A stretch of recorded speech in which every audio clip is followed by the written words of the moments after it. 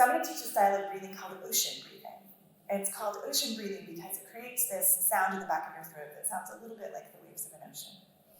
So the way that you get this breathing style going is by using the muscles in the back of your throat to control the flow of air.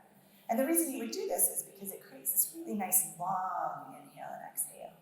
It also heats up the air before it enters your body, which can help warm up your muscles, which is useful in your yoga practice.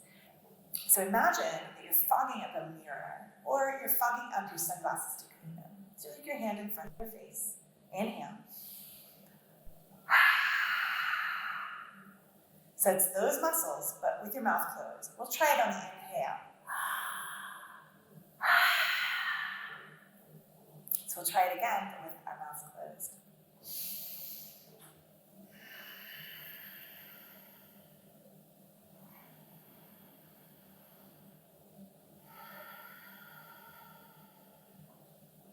So that's ocean breathing. You can try it in your yoga practice, and you can also use it alongside other styles of breathing, like belly breathing. And it can just help give you a little more control and a little more length.